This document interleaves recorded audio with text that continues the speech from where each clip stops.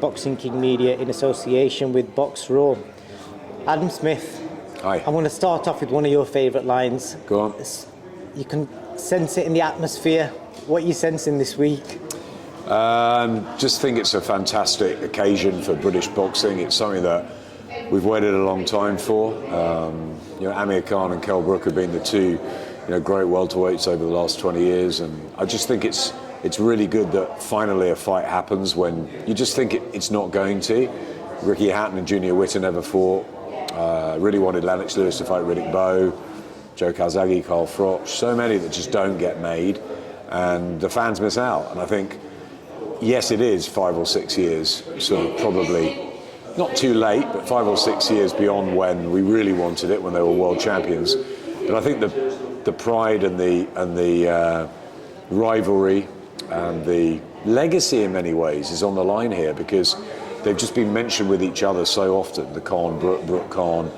I think that they're taking this almost more seriously than a world title fight, and they look in phenomenal shape. I think boxing's in a great place, and I think it's just another terrific night, a great attraction. Michael Buffer over. It's going to be a ringside full of footballers, celebs. People want to be at this fight, and we need these sort of occasions.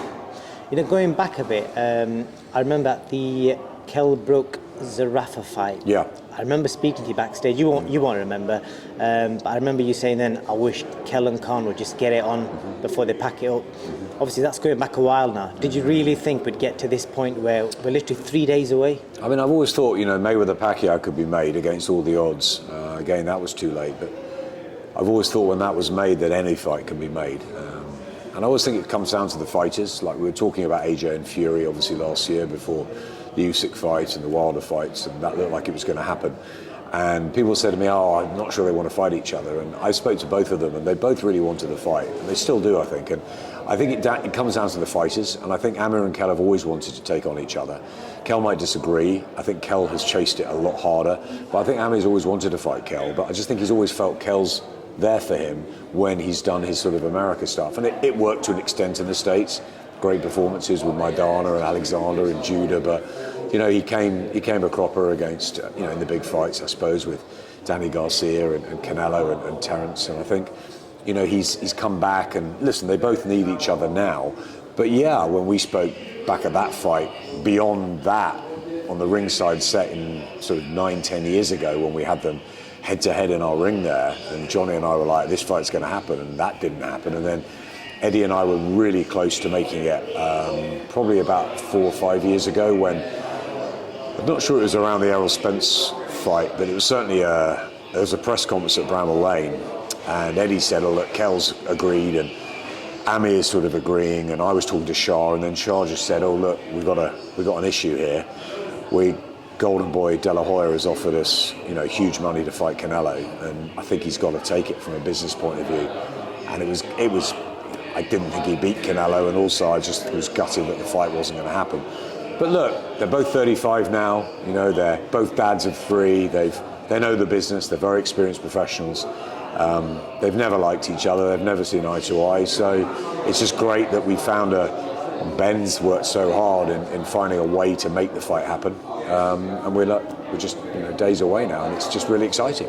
You've been involved in numerous pay-per-view fights, big British fights throughout the years.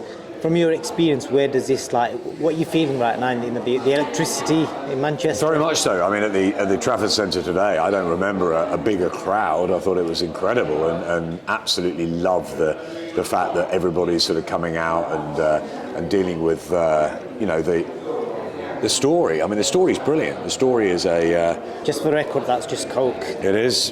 It is. I'm not a drinker, so Coke is my poison. So look,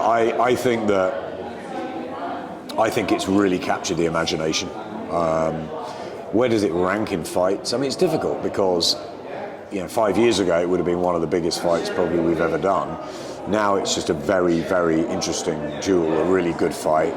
No world titles needed. And I think that a lot of people know the pair of them. Ami is obviously very famous for going sort of beyond boxing, but Kel has been a Sky Sports fighter most of his career, and we've known them, and we love both of them. They've been great for us, and so it's a personal thing for me. It's a personal thing for Sky. I think it's really important it's on Sky's platform, because we've got to know. They've grown up with us, really, both of them, and it's going to be really exciting, but it's also going to be really devastating for the loser. And I just hope that there's either, we go again with it, or there's, if it's definitive, that there's respect between the pair afterwards, because I think it's going to be very difficult to carry that burden of losing this particular fight for both of them, especially, I think, probably Kel.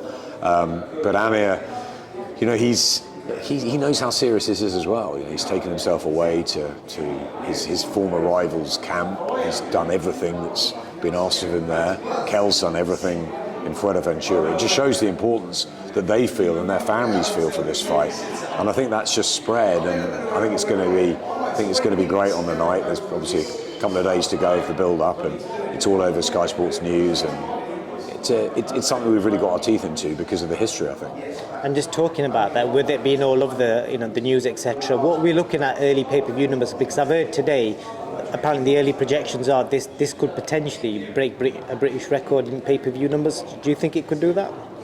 I'm not sure it'll break numbers. I mean, AJ's numbers have been phenomenal, and surely all it takes is a push and a shove and fight out on weighing day. Well, we don't know. I mean, Mayweather and Ricky Hatton, and Mayweather and Pacquiao, Mayweather and McGregor, huge numbers. And look, all we want to do is give the best we can for our customers. That's the important thing.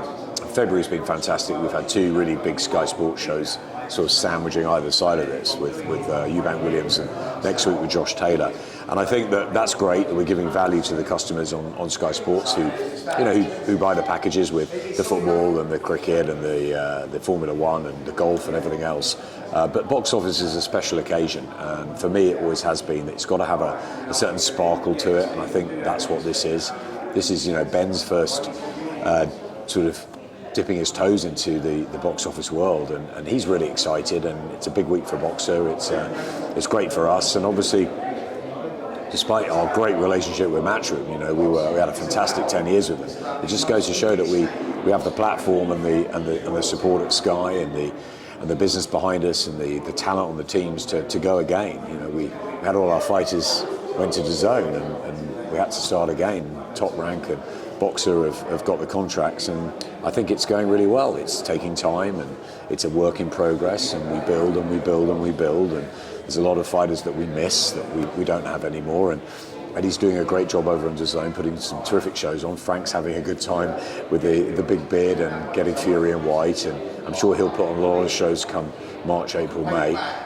But we just keep in our lane, and we concentrate on what we're doing, and that's, from my point of view, it's delivering really good fights and starry sort of fighters and young fighters and different fighters to the Sky audience, and working with Ben very closely on building a really interesting stable. You obviously touched on Eddie Hearn there. He mentioned recently he feels that Sky are probably pushing boxing more than they did when he was with them. Maybe have you got any comments on that? Do you think that's accurate, or? I think Barney Francis, who is the former MD of Sky Sports, was the biggest boxing fan in the building. So I think that Eddie was lucky when he came and he was given the pass. I mean, before we had Frank Warren, Frank Maloney, Ricky Hatton, Mick Hennessy, all sorts of really good promoters and really good shows. But Eddie was given the keys, a bit like Ben has been, 10 years ago, and we had the Hay Harrison fight, and then Eddie sort of started to sign fighters up. Kel was one of the first, and Darren Barker and Carl Froch, and it sort of grew from there. So I think the business got behind boxing then. I think we've had some fantastic nights with Matchroom. But also, when a relationship finishes, and it was Eddie's decision and Matchroom's decision to go to DAZN, then maybe the business is going to react and say, right, let's give this a real go. And I think that we do need their support, because Ben is new to this. Obviously, he's had 2 or 3 years building the business and doing the tournament shows, but he's new to this sort of level and this sort of platform. He's got John Wischusen, he's got myself, he's got my team to help, and Boxer have got some fantastic innovation, and they're going to be brilliant. But Eddie was Barry's son. He obviously had a lot of experience there, and they had a big sort of group at Matchroom, and of which John Wish was part of that. And it was a very successful story. Now he's looking at it thinking, well, I wish I had this maybe a little bit more when he was there. But I think that this is the business saying, look, boxing is important, and there is life after Matchroom. We have a great relationship with Matchroom the Darts, and have had for many years. Barry and Eddie and Frank and I have always had a really good relationship, and I miss them. And I see Barry a little bit through the darts, and I wish Eddie would be there for the next one. But I do the Premier League, and it's difficult. It was like a friendly divorce. This is business. Is there such a thing as a friendly divorce?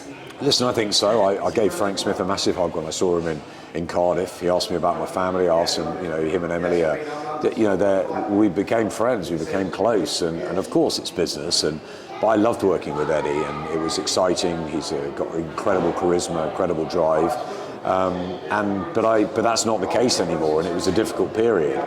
And then we go again, and the business does wrap itself behind us, and maybe it is doing that more now. But maybe it's doing that because it's a new fledgling relationship with Boxer and Ben, and obviously with Top Rank, they're way down the road in terms of promoting and doing stuff. But ultimately, it's a new thing. Todd DeBerth and I have known each other for 15, 20 years. He's always wanted to work on Sky and work with Sky. That's happening. But yeah, it's as I say, it's a work in progress. It's a marathon, not a sprint. And we're doing well, and I'm pleased with where we've come in 6 months. But I say to Ben, and he gets giddy and excited, and I said, no, just keep relaxed, and let's just see how we go. And there's a lot of competition out there, and they're going to have their big nights, and we're going to have ours. But let's just keep going and making sure we're giving the customers some great fights. And I think you'll see at the undercard press conference tomorrow, the way that Boxer are going. There's going to be great young talent. There's going to be fighters maybe that haven't had the chances on the big stage. They're going to get their opportunities. Tasha Jonas wanted a world title fight very quickly, and she was given one. So I think that's what Boxer want to do. They want to concentrate on the fighters. They want to concentrate on the grassroots, developing stars, giving loads of access. And we all know Eddie is a phenomenal promoter and an incredible talker. But I think Ben's different. They've actually got quite a lot of similarities in that they are a bit like me, 24/7, fairly obsessed and addicted to it. But they're very different people. And Ben, you've got to get to know him. And I think that he is. He's got a great team around him with Savage Dan and Baz and Mason and all the guys. Matt Hill's great. He used to work with us at Sky, so it's a fantastic group, and really enjoying working with them. Do I miss Matchroom? Of course, I miss the guys and girls there. They're a big part of us, but you've got to move on,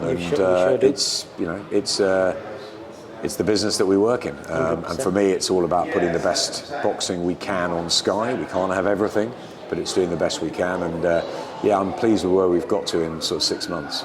And just a quick mention on your relationship with Bob Arum and Top Rank. Obviously Bob's linked with Frank, and they've won the purse bid. There's no concrete TV channel for a potential Fury White fight. Is there a possibility that could end up on Sky Sports box office? No, that'll be on BT Sport box office. Tyson Fury fights on BT Sport.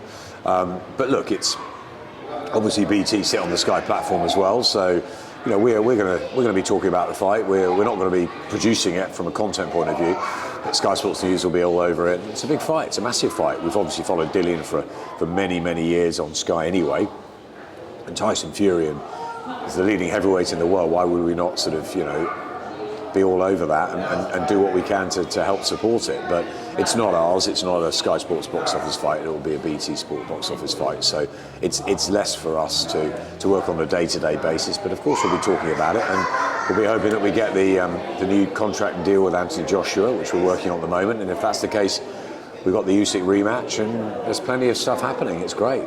That was going to be my last question. Financially, does AJ make more money potentially fighting on Sky Sports than DAZN, with obviously them not having a concrete pay-per-view platform?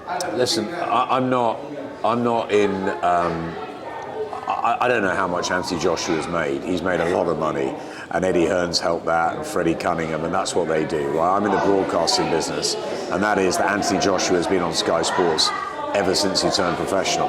We've got a great relationship with him and his team, and Freddie and Andy and all the guys and girls at 258. Listen, we adore AJ.